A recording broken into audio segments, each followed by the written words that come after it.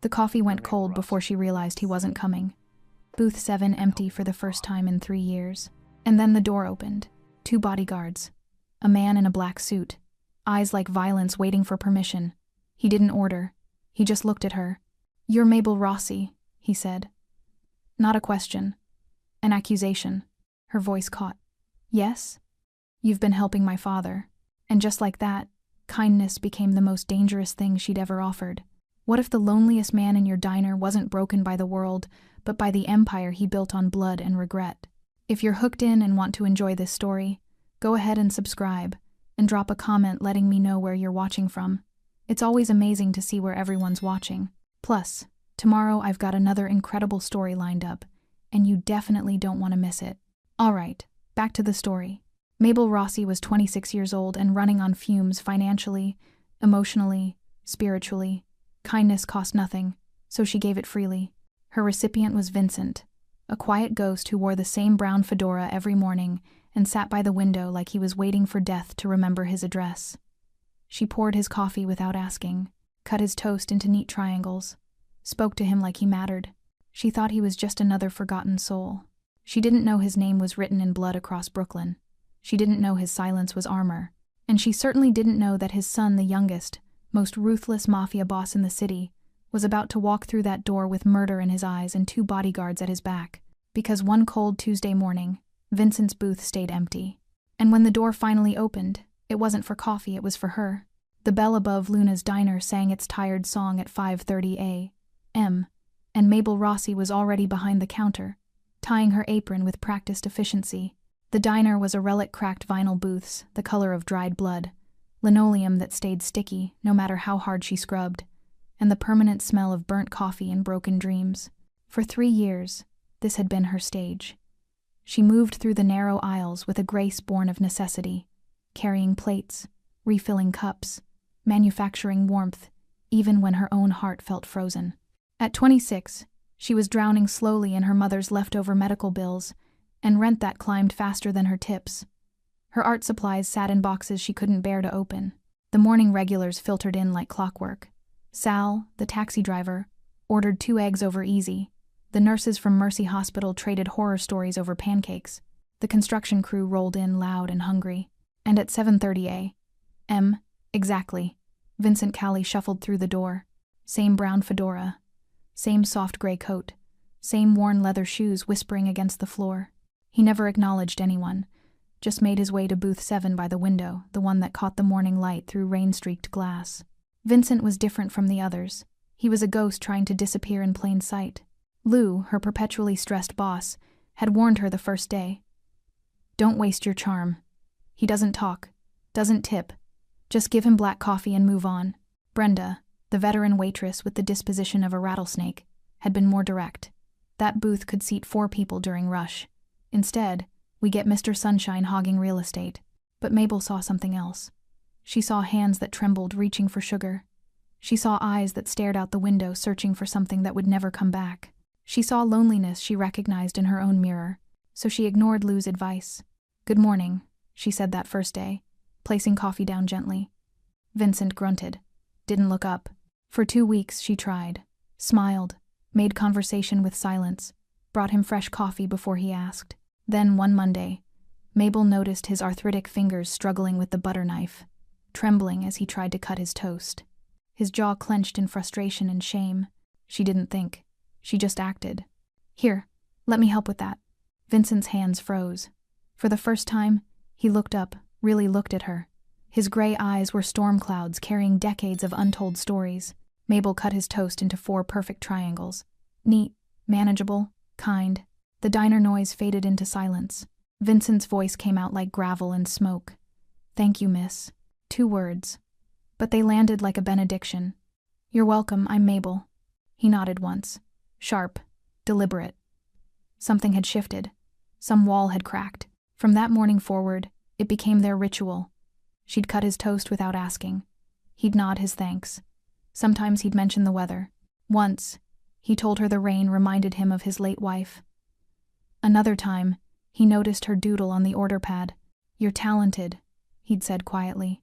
The compliment stayed with her for days. To everyone else, Vincent remained invisible. To Lou, barely worth the register space. To Brenda, a daily irritation. But to Mabel, Vincent became proof that small kindnesses mattered. That even in a world this hard, there was room for gentleness. She had no idea she was pouring coffee for a man who'd once ruled Brooklyn's underworld. She had no idea Vincent Callie was a name whispered in dark rooms. She had no idea his son was coming. Because one Tuesday morning, Vincent's booth stayed empty. The coffee she'd poured at 7:28 sat cooling, untouched. And at 7:45, 3 men in expensive suits stepped through the door. The leader's eyes swept the room and landed on Mabel. He walked toward her with dangerous confidence. "You're Mabel," he said. Not a question. An accusation. "Yes? You've been helping my father." And Mabel understood. Kindness had just become the most dangerous thing she'd ever offered. Don't scroll past kindness that turns deadly. Subscribe now, because stories like this remind you how fragile ordinary really is. Miss it, and you'll never see how far one quiet act can push destiny. The man standing before Mabel radiated danger the way the sun radiates heat, constant, inescapable, impossible to ignore. Frank Callie didn't need to raise his voice. His presence alone had turned Luna's diner into a held breath. "My father," he repeated, his dark eyes never leaving hers. "Vincent Callie, you've been taking care of him." Mabel's fingers tightened around the coffee pot. Her mind raced through every morning, every cut triangle of toast, every quiet conversation. The weight of his stare made her feel like she'd committed a crime she didn't know existed. I just served him breakfast," she managed, her voice steadier than she felt. "That's all." Something flickered across Frank's face, surprise, maybe, that she'd spoken at all. Most people, she suspected, didn't talk back to him. They just moved out of his way and prayed he'd forget they existed. "That's all?" His lips curved into something that wasn't quite a smile. "You cut his food. Talked to him like he mattered. Made him feel human again." He paused, and the silence felt like falling. "Do you know what that makes you? A waitress doing her job? Dangerous." The word hung between them like smoke. Behind Frank, his bodyguards remained perfectly still, hands folded, eyes scanning the room with the efficiency of men trained to identify threats before they materialized. Mabel's heart hammered against her ribs, but something in her refused to break. Maybe it was exhaustion. Maybe it was 3 years of swallowing her pride for lousy tips and groping hands. Maybe it was just that she had so little left to lose. "Where is he?" she asked quietly. "Vincent. He's never missed a morning." Frank's expression shifted a crack in the marble. For just a moment she saw grief flicker across his face before the mask returned. "That's not your concern. He's my customer. He's my—" She stopped herself before saying friend, because what were they, really? A waitress and a silent old man who'd found comfort in routine. But Frank caught it anyway. His jaw tightened. "Your friend," he finished for her, and the word sounded like an accusation. "My father doesn't have friends. He has ghosts. He has regrets. He stopped, shook his head as if clearing it. "He's in the hospital. Heart attack. 2 days ago." The coffee pot nearly slipped from Mabel's hands. Will he be okay?" "He's alive." Frank pulled a crisp $100 bill from his pocket and placed it on the counter with precise, controlled movements. "For his breakfasts. All of them. Consider his tab closed." It felt like a dismissal. Like payment for services rendered. The way you'd settle an account before closing a business relationship forever. "I don't want your money," Mabel heard herself say. Frank's eyes narrowed. "Everyone wants my money. I wanted to help him. There's a difference." For a long moment, Frank just stared at her. The diner remained frozen, Sal's eggs getting cold, the construction crew suddenly fascinated by their plates, even Brenda silent for once in her miserable life. Then Frank leaned forward, just slightly, and lowered his voice. "People who help my father have a habit of discovering things they shouldn't, of asking questions that get them hurt. So here's what's going to happen, Mabel Rossi." Her name in his mouth sounded like a threat and a promise. "You're going to take this money. You're going to forget Vincent ever sat in that booth. And you're going to pretend this conversation never happened. And if I don't?" His smile was winter. "Then you'll find out why people cross the street when they see me coming." He straightened, turned toward the door. His bodyguards moved in perfect synchronization. The bell jingled as they prepared to leave. "Mr. Callie," Mabel called out, surprising herself. He paused, didn't turn around. "Tell Vincent." Her voice caught. "Tell him his toast will be waiting, whenever he's ready." Frank's shoulders tensed. For 3 heartbeats, he stood there, a statue in an expensive suit. Then, without turning, without acknowledging her words, he walked out into the gray morning. The door closed. The spell broke. Sound rushed back into Luna's silverware clinking, conversations resuming, Lou yelling something about orders backing up. But Mabel couldn't move. She stared at the $100 bill on the counter, at Vincent's empty booth by the window, at the rain that had started falling harder now, streaking down the glass like tears. Brenda appeared at her elbow. "Girl, do you have any idea who that was?" Mabel shook her head. "That," Brenda whispered, eyes wide, "was Frank Callie. The Frank Callie. He runs half of Brooklyn. People who cross him end up in the river." Mabel looked down at the $100 bill, then at Vincent's booth, then at the rain, and she knew, with the certainty of thunder following lightning, that her life had just become very, very complicated. Ever had something vanish right before the truth? Hit subscribe. Before this story takes the turn no one saw coming. Skip it, and you'll spend the night wondering what was inside that car. 3 days passed like bruises, slow, painful, deepening with time. Mabel couldn't stop thinking about Vincent's empty booth. Every morning at 7:30, she'd pour a cup of coffee out of habit, then stare at it cooling by the window, until Lou barked at her to stop wasting product. She'd tucked Frank's $100 bill into her apron pocket, unable to spend it, unable to throw it away. It felt like blood money, like a severance package for a relationship she'd never agreed to end. The diner felt different now. Smaller. Like the walls had moved closer when she wasn't looking. Brenda watched her with a mixture of pity and fascination. "You're mooning over a mobster's daddy," she'd said on day 2, refilling salt shakers. "That's a Lifetime movie waiting to happen, and not one of the good ones." But Mabel couldn't explain it. Vincent had been more than a customer. He'd been a reminder that kindness still mattered, that small gestures could bridge chasms of loneliness. Losing him felt like losing proof that her life meant something beyond balancing plates and forcing smiles. On the 4th morning, Mabel arrived at 5:30 to find something waiting on the diner's doorstep.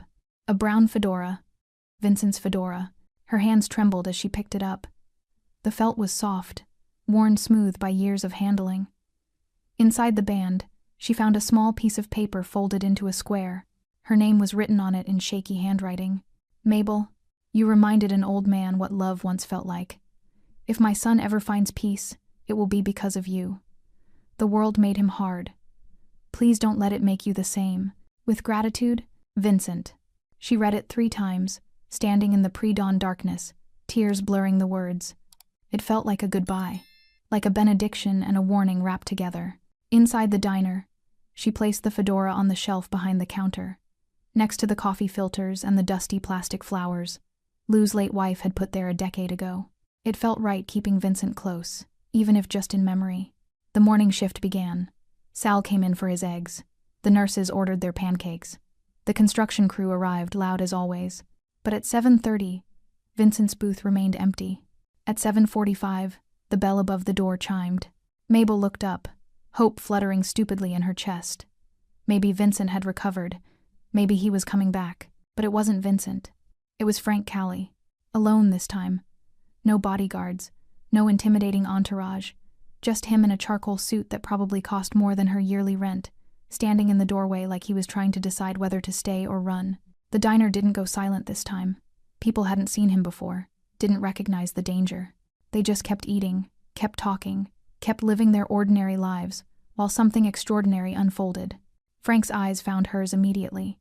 He walked to the counter with less confidence than before, like each step cost him something. "Coffee," he said. His voice was rougher than she remembered.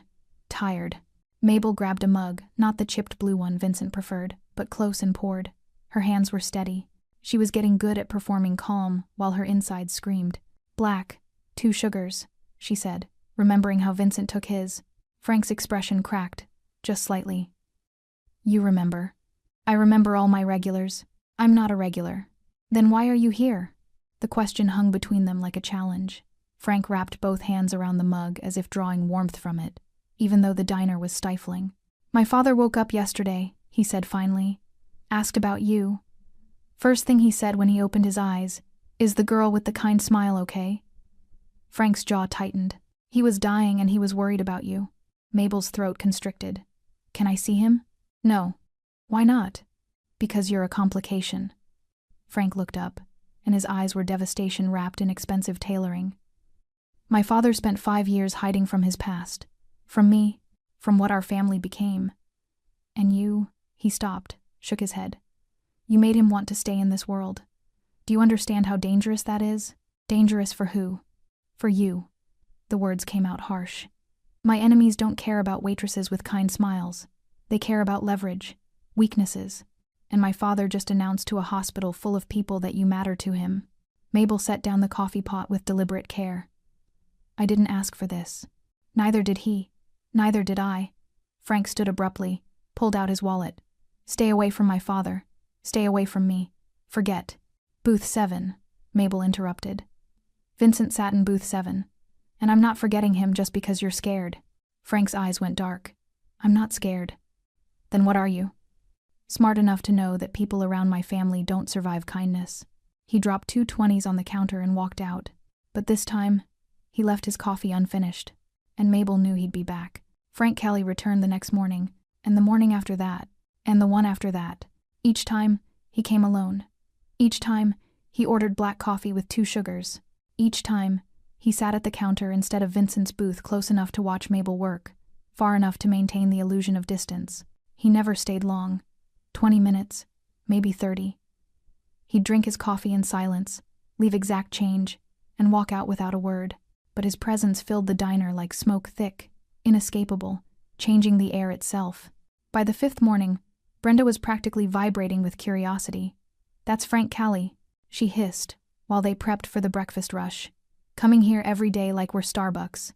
Do you know what this means? That he likes our coffee? Mabel kept her voice light, but her hands trembled slightly as she stacked plates. It means he's interested. And when men like Frank Callie get interested in girls like you, Brenda's voice dropped to a theatrical whisper. People end up as headlines. Mabel wanted to argue but couldn't, because Brenda was right about one thing. Frank was interested. Not romantically, at least. She didn't think so. It was something else. Something that felt like he was trying to solve a puzzle, and she was the piece that didn't fit anywhere. On the 6th morning, Frank broke the silence. Why'd you do it? He asked as she refilled his cup. Mabel didn't pretend not to understand. Because he looked lonely. Lots of people look lonely. You don't cut their food. His hands shook. He needed help. And you just helped. Without wanting anything in return. Frank said it like he was describing something impossible. A unicorn. A miracle. That's generally how kindness works. His laugh was bitter. Not in my world. Mabel set down the coffee pot and leaned against the counter, studying him. Up close, the fear people felt made sense. Frank Callie was carved from contradictions, beautiful in a way that felt dangerous, controlled in a way that suggested violence constantly held in check. His suit was impeccable. His hands were scarred. Then maybe, she said quietly, your world is smaller than you think. Something flickered across his face. Anger, maybe. Or recognition. You don't know anything about my world. I know your father tried to leave it. I know he found peace in a diner booth and burnt toast. I know. She stopped herself. What? Frank leaned forward. What do you know? I know you're here every morning drinking coffee you probably don't even like, asking questions you're afraid to hear the answers to. Mabel held his gaze. So why don't you just ask what you really want to know? The diner hummed around them. Sal reading his sports page, the nurses gossiping, the construction crew arguing about last night's game. Normal people living normal lives while Mabel stood across from Brooklyn's most feared crime boss, daring him to be honest. Frank's voice dropped so low she almost didn't hear it. What did he talk about? When you were with him? The question cracked something open in her chest, because that's what this was really about. Not protection, not threats. A son desperate to understand the father who'd abandoned him. He talked about the rain, Mabel said softly. How it reminded him of your mother. How she used to dance in it when you were small. Before, she stopped. Before I ruined everything, Frank finished, his voice hollow. He didn't say that. He said you had her eyes. That when you were 5, you used to collect pennies to buy her flowers from the bodega on the corner.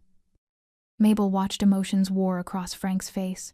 He said loving you was the easiest thing he'd ever done, and losing you was the hardest. Frank's jaw clenched. His hands, wrapped around the coffee mug, had gone white at the knuckles. He left me, he said finally. Built an empire with my bare hands, became exactly what he raised me to be, and he just left. Disappeared, like I was nothing. Maybe he left because you became what he was most afraid of. The words hung between them like a detonation. Frank stood abruptly, the stool scraping harsh against linoleum. For a moment, Mabel thought he might explode, violence radiating off him in waves. The entire diner seemed to hold its breath. But he just pulled out his wallet, dropped a 50 on the counter. "Keep the change," he said, voice tight. "And stop trying to save people who don't want to be saved." He turned toward the door. "Frank." He stopped. Didn't turn around. "Your father does want to be saved," Mabel said. "That's why he's asking about me. That's why he left you that letter." "What letter?" "The one he made me promise to give you. When you were ready." Frank finally turned, and his expression was devastation. "I'll never be ready." "Then I guess I'll be waiting." He left without another word. But Mabel saw it, the slight hesitation before he walked out. The crack in his armor growing wider. She'd seen that look before. On Vincent's face, the first time she'd cut his toast. The letter arrived on a Tuesday, delivered by a nurse from Mercy Hospital who looked uncomfortable holding it, like it might explode in her hands. "Mr. Callie asked me to bring this to you," she said, glancing nervously around the diner. "He was very insistent, said it had to be you, specifically." The waitress with the kind smile. Mabel's hands trembled as she took the envelope. It was thin, cream-colored, expensive paper that felt wrong in her calloused fingers. Her name was written across the front in Vincent's shaky handwriting, the same script from the note in his fedora. She waited until her shift ended, until she was alone in her shoebox apartment with its water-stained ceiling and boxes of abandoned art supplies, before she opened it. "Dearest Mabel, I am writing this with hands that barely remember how to hold a pen, so forgive me if my words wander like an old man's mind. You reminded me what love once felt like. Not the violent kind, the kind that builds empires and destroys enemies. The quiet kind, the kind my Maria had. The kind that cuts toast into triangles and asks about dreams, without expecting anything in return. My son doesn't remember that kind of love. He only knows the other, the kind that takes and demands and breaks. I made him that way. I built him from blood and fear, and then I ran from what I'd created. But he wasn't always a monster. Once, he was a boy who collected pennies for his mother, who cried when birds fell from trees, who wanted to be a teacher, of all things. Can you imagine? Frank Callie, teaching children about books and numbers instead of ledgers and bodies. I took that boy and buried him under concrete and rage. When I'm gone, and Mabel, I will be gone soon. Hearts like mine don't get many warnings. Someone needs to help him remember. Not to fix him, not to save him, just to remind him that the boy isn't completely dead. I think you might be the only person brave enough, or foolish enough. I haven't decided which. There's something Frank doesn't know, something I've hidden for 5 years because knowing would destroy what little humanity he has left. His mother, my Maria, she didn't die in crossfire. She wasn't killed by enemies or caught in violence meant for me. She took her own life.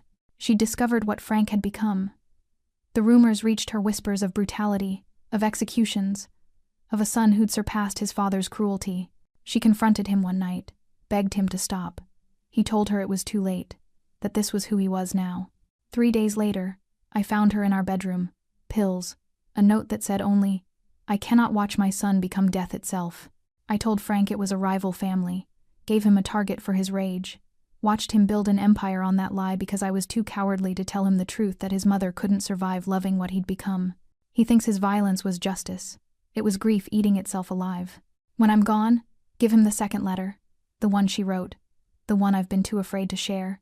Help him see what love really was. Not possession, not protection, just love.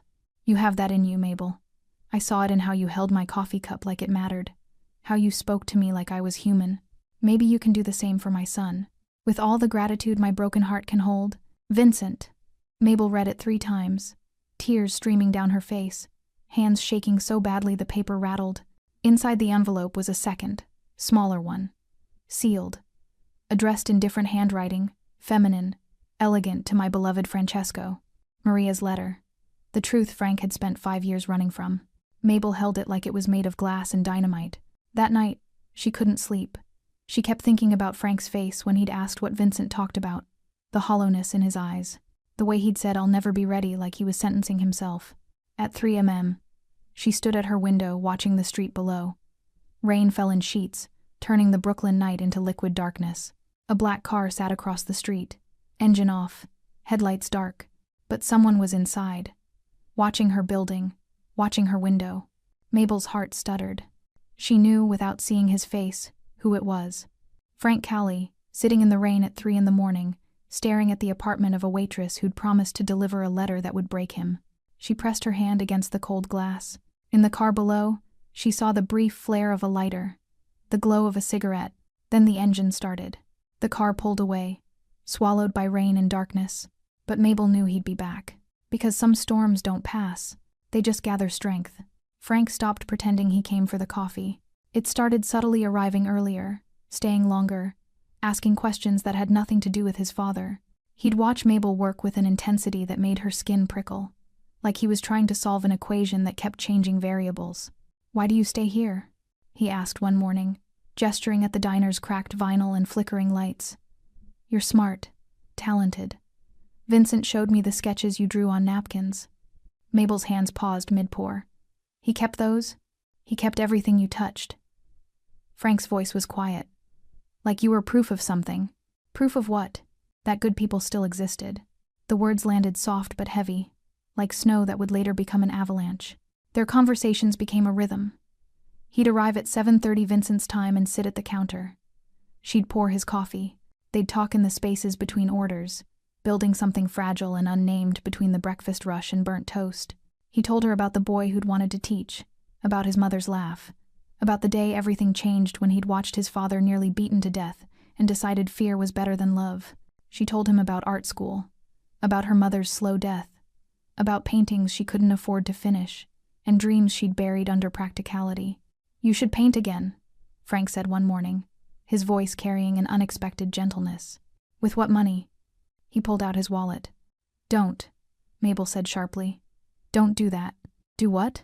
"Try to fix things with cash. I'm not a problem you can throw money at." Frank's jaw tightened. "Everyone else is.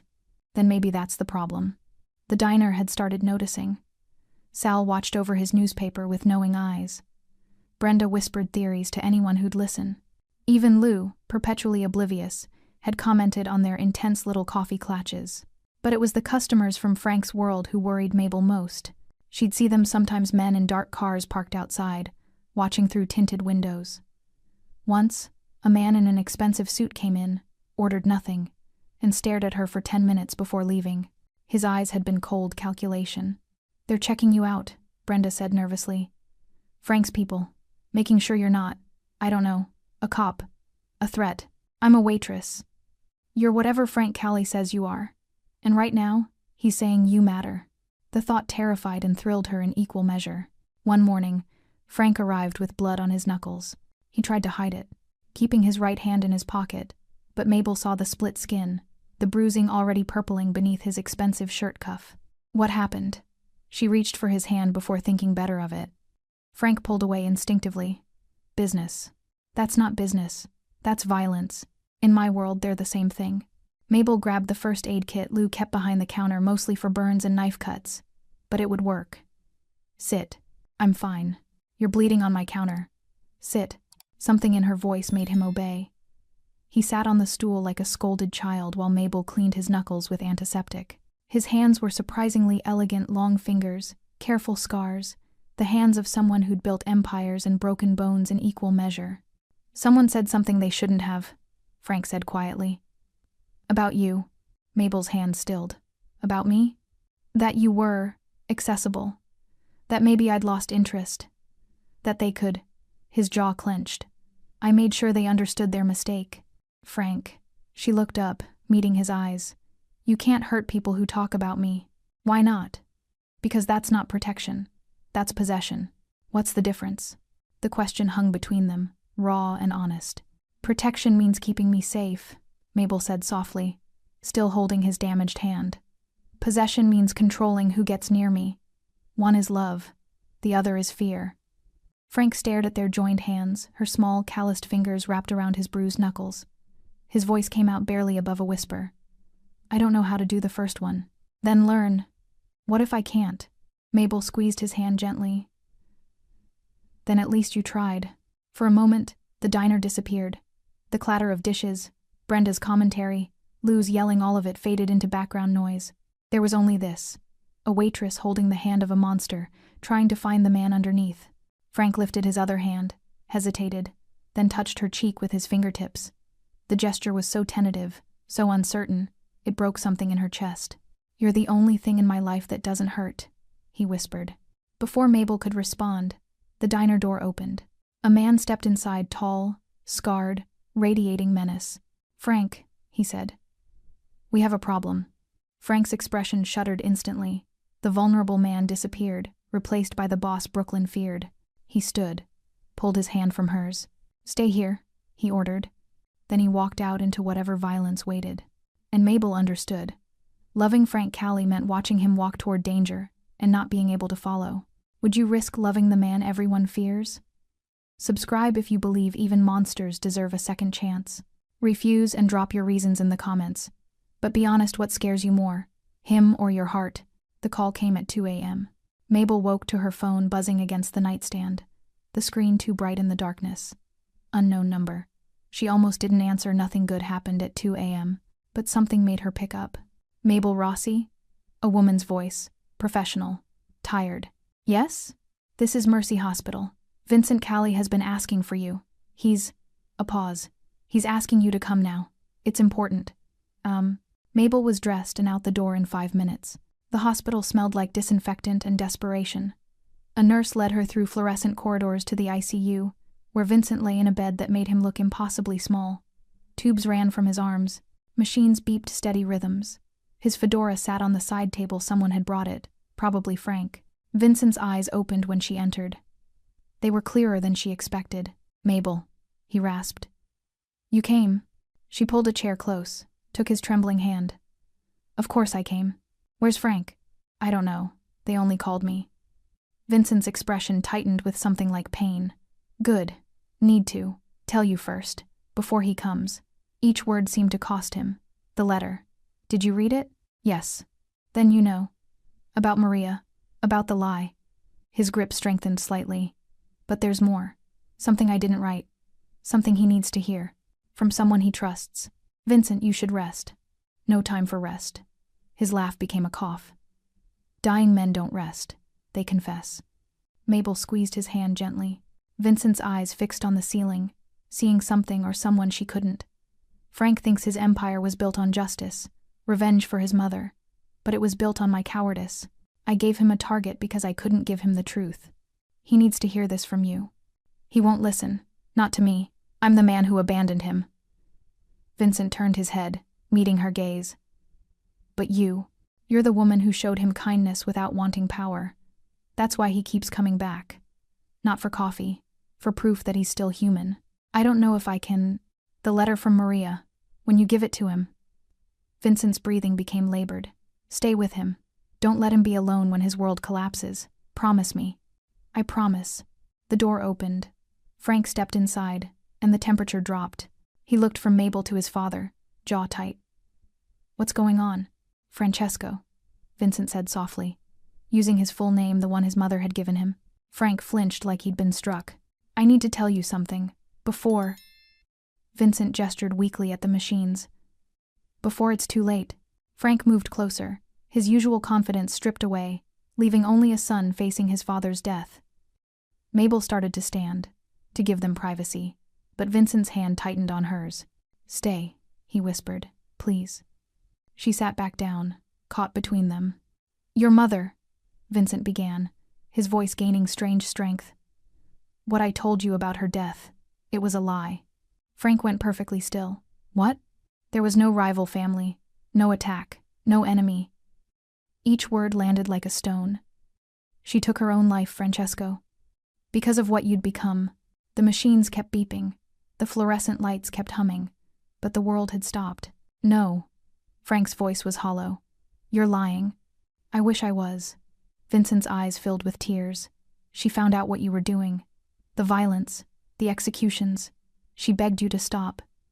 Do you remember? 5 years ago. She came to you crying, asking you to walk away." Frank's face had gone white. "She said it was too much, that I'd gone too far. I told her." His voice cracked. I told her it was too late to change. 3 days later I found her. Vincent's tears fell freely now. Pills. And a note. She wrote that she couldn't watch her son become death itself. Frank staggered backward like he'd been shot. His hand found the wall for support. I gave you a lie, Vincent continued. Because I was a coward. Because I thought your rage would be easier than your guilt. I let you build an empire on grief that should have been. Should have been.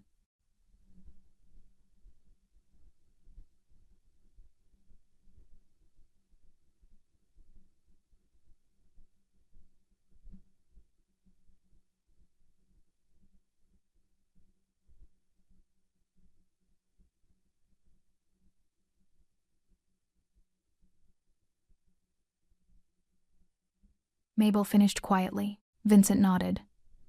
I'm sorry, my son. I'm so sorry. Frank couldn't speak. Couldn't move. He just stood there breaking in slow motion. Every piece of certainty he'd built his life on crumbling.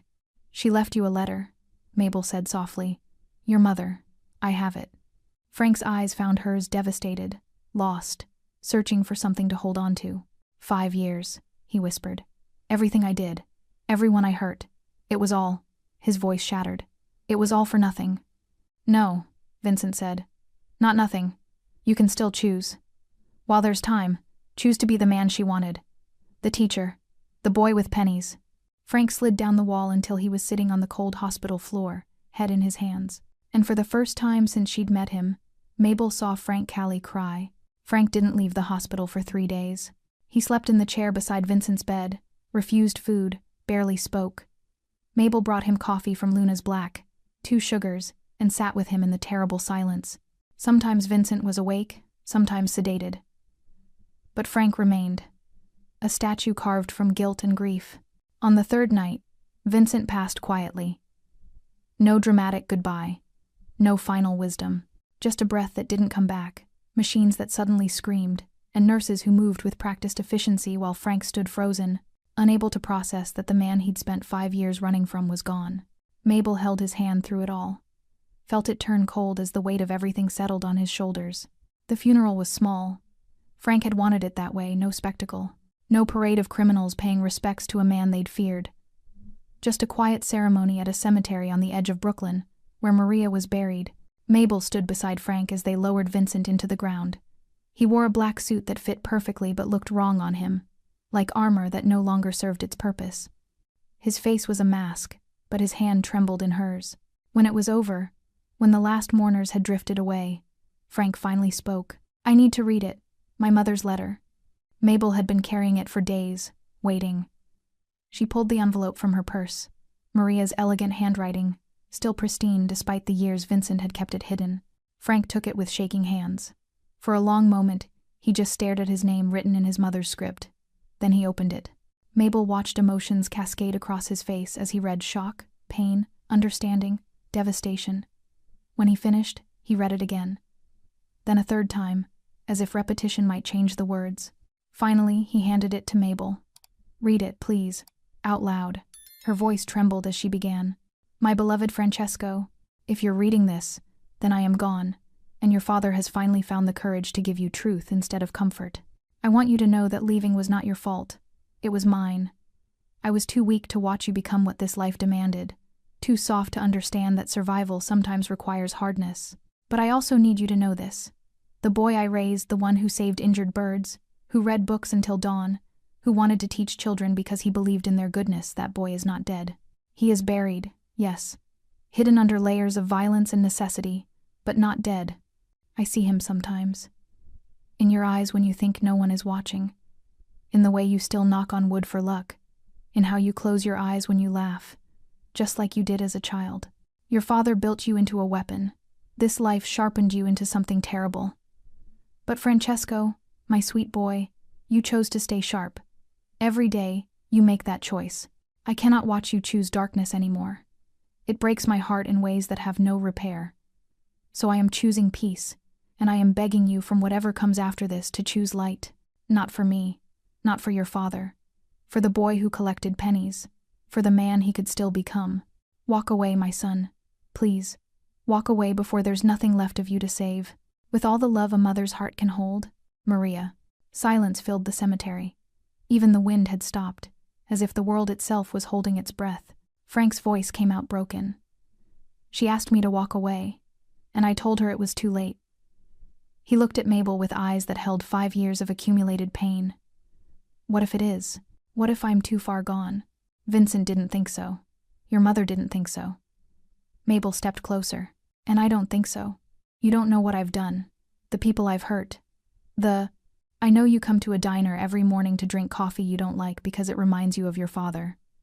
I know you ask about my dreams like they matter. I know you're capable of gentleness even when the world tells you it's weakness. She touched his face, felt him lean into her palm like a man starving for tenderness. That's who you are, Frank. Not what you've done, who you are. And who am I?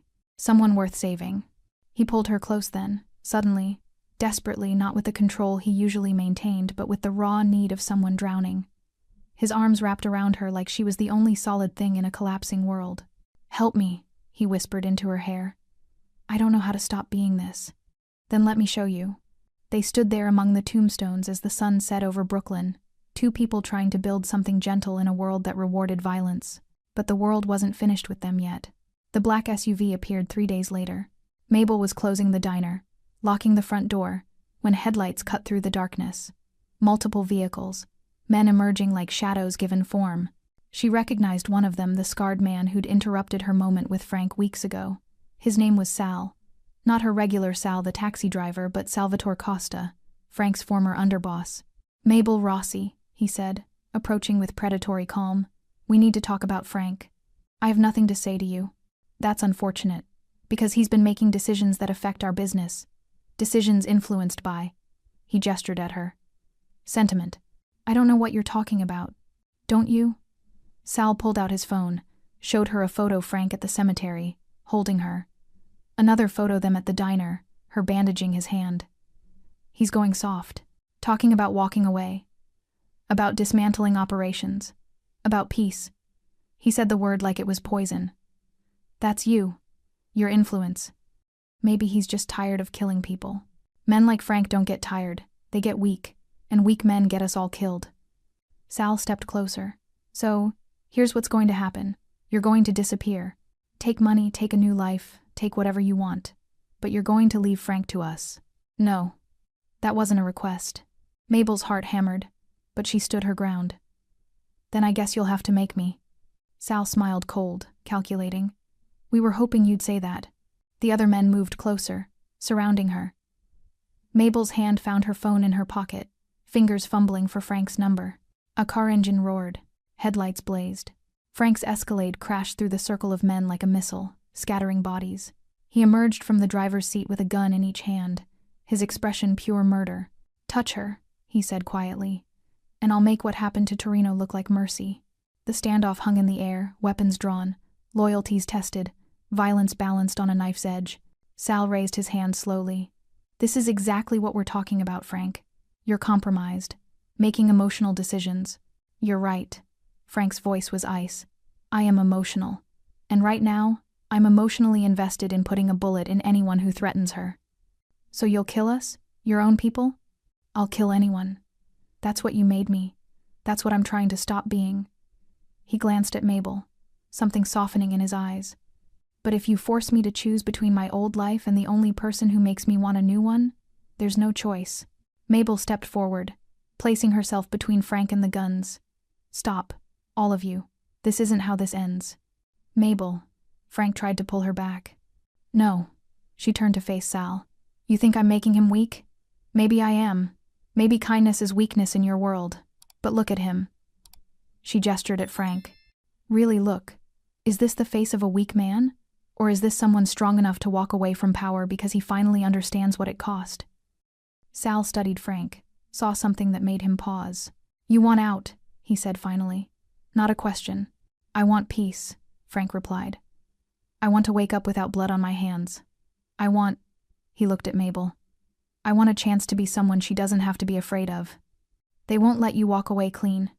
You know too much. You've done too much. Then I'll face whatever comes. But on my terms. Frank lowered his guns. I'm done building empires. Tell the families I'm retiring. Tell them Brooklyn is open territory. Tell them whatever you want. But tell them Frank Callie died with his father. Sal laughed bitter, disbelieving. For a waitress. You're throwing away everything for a waitress. No, Frank said softly. I'm throwing away nothing to keep everything that matters. The tension held for another heartbeat. Then Sal holstered his weapon. You're a fool, Frank. Probably, but I'm a fool who might actually sleep tonight. Sal and his men retreated to their vehicles, engines starting, taillights disappearing into Brooklyn's darkness. When they were gone, Frank finally breathed. He turned to Mabel, cupped her face in his hands. Are you okay? She nodded, unable to speak past the emotion clogging her throat. I meant what I said. I'm walking away. From all of it. Frank, you don't have to. Yes, I do. Because you were right. This isn't who I want to be anymore. He pressed his forehead to hers. Teach me how to be the man my mother wanted, the one you deserve. Mabel's tears finally fell. We'll learn together. And there, in the shadow of Luna's diner, under streetlights that had witnessed countless crimes, Frank Callie kissed her not with possession or dominance, but with the tender desperation of someone being reborn. Walking away from an empire, Mabel quickly learned, was more complicated than simply deciding to leave. The first week after Frank's declaration, 3 attempts were made on his life. Not by Sal, he'd kept his word about stepping back, but by rivals who saw vulnerability as opportunity.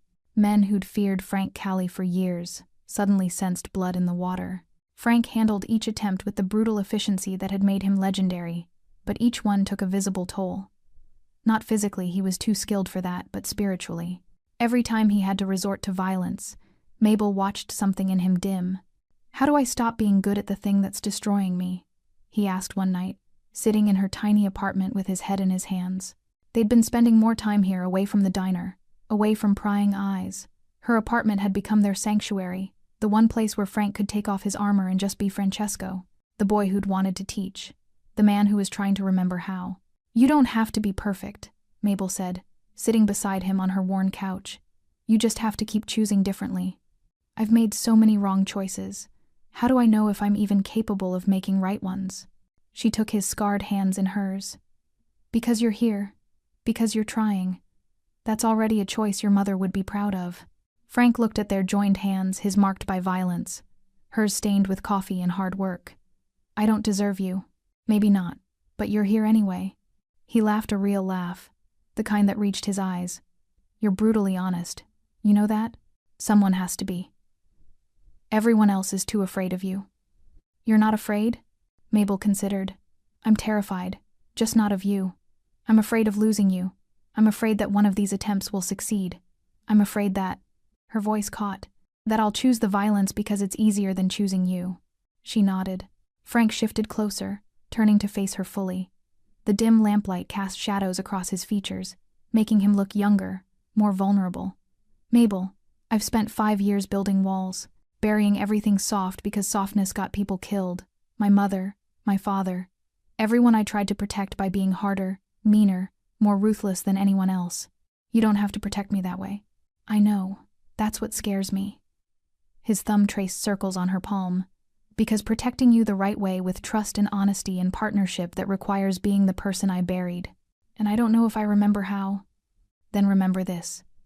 Mabel brought his hand to her chest, over her heart. Feel that? That's what it's like to be near someone you care about. Not possess, not control, just care about. Frank's eyes darkened with emotion. His hand spread across her chest, feeling her heartbeat accelerate under his touch. It's fast. You make me nervous.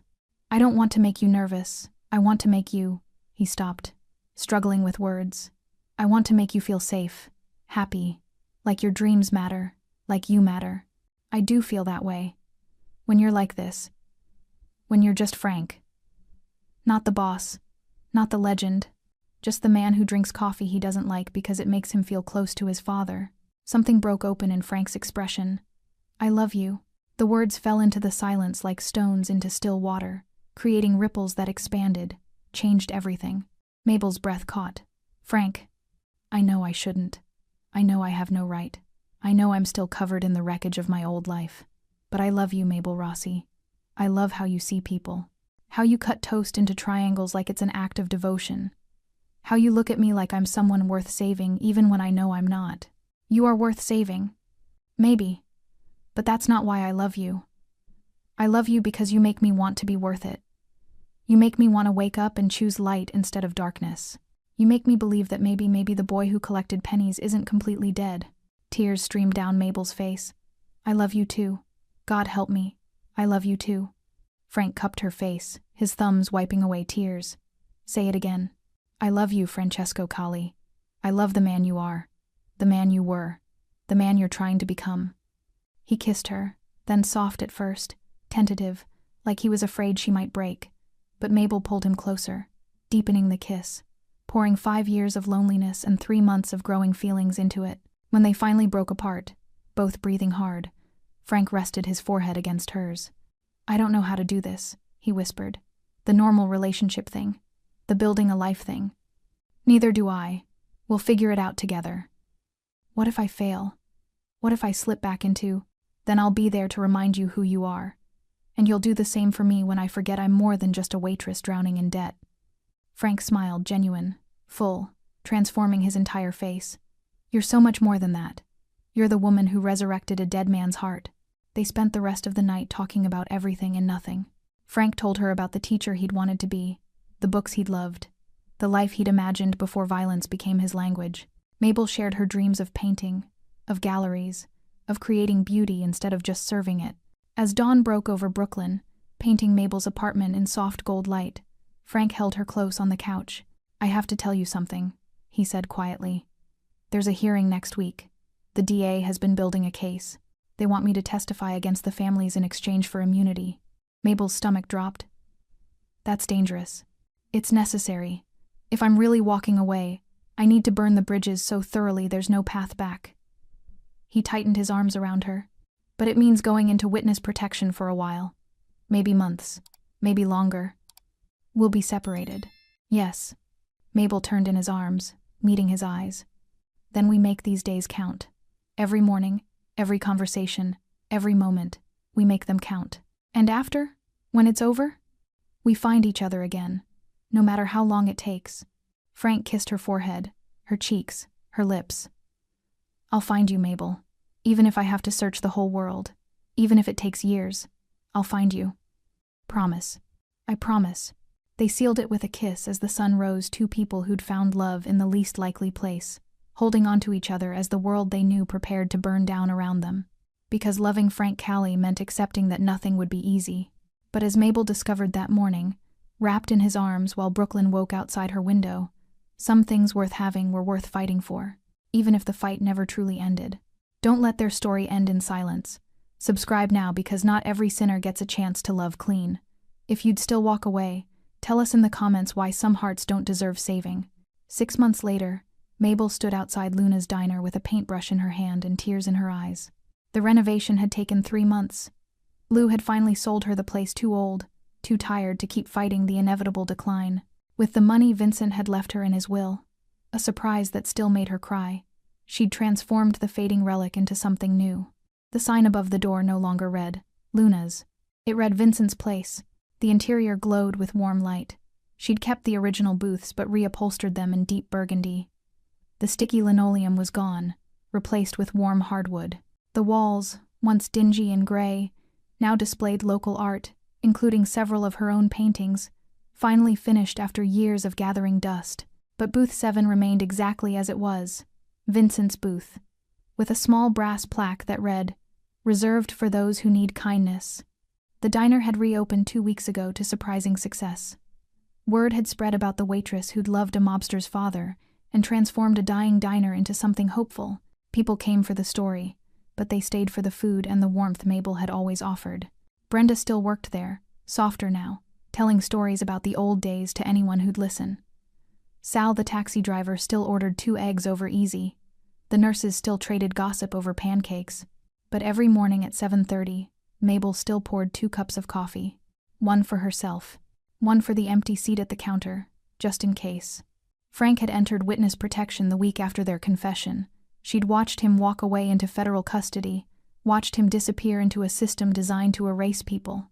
No contact, no updates, no guarantee he'd ever come back. The DA had been thrilled. Frank's testimony had dismantled 3 major crime families. Brooklyn's underworld had fractured, scattered, rebuilt itself into something smaller and less organized. And Frank Callie had vanished like he'd never existed. Mabel touched the locket around her neck, a gift from him before he left, containing a photo of Vincent and Maria, young and in love.